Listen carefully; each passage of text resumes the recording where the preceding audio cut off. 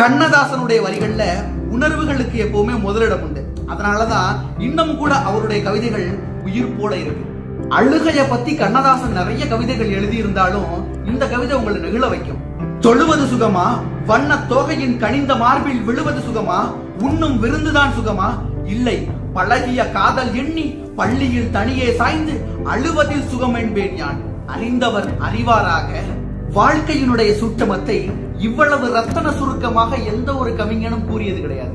வீடு வரை உறவு, வீதி வரை மனைவி, காடு வரை பிள்ளை, கடைசி வரை யாரோ, ஆடி வரும் ஆட்டம் ஆயிரத்தில் நாட்டம், கூடி வரும் கூட்டம் கொள்ளி வரை வருமா, தொட்டிலுக்கு அன்னை கட்டிலுக்கு கண்ணி, பட்டினிக்கு தீனி கெட்ட பின்பு ஞானி.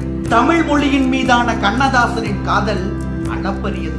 வெட்ட முயன்றாலும் வெளியுருட்டி பார்த்தாலும் தட்டி பறித்தாலும் தமிழெல்லால் ஏதுமில்லை. திருக்குறளை போல ஒரு பொருளும் இல்லை, மூவாத சிலம்பின்றே கூத்துமில்லை, தப்பாத புறமின்றே வீரமில்லை, தளிர் போலும் அகமல்லால் காதல் இல்லை. எப்போதும் தமிழ் மொழி போல் ஒரு மொழியே இல்லை, எப்போதும் தமிழ் மொழி போல் ஒரு மொழியே இல்லை. இருக்கிறது என்பான் தாய் பெண்ணே இல்லை, இருக்கிறது என்பான் தாய் பெண்ணே இல்லை என்கிறார் கண்ணதாசன். வாழ்க்கையினுடைய தொடக்கமும் முடிவும் நிர்வாணமே என்பதை அடித்து சொல்கிறார் கண்ணதாசன்.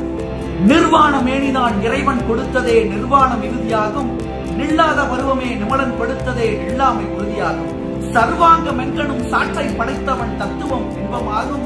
சரியாய் ரசிக்க தெரியாத மூடர்கள் வாழ்வினும், சரியாய் ரசிக்க தெரியாத மூடர்கள் வாழ்வினும் சாவுதான் உண்மையாகும், சாவுதான் உண்மையாகும். இந்த வீடியோ பிடிச்சிருந்தா லைக் பண்ணுங்க, ஷேர் பண்ணுங்க, சப்ஸ்கிரைப் பண்ணுங்க.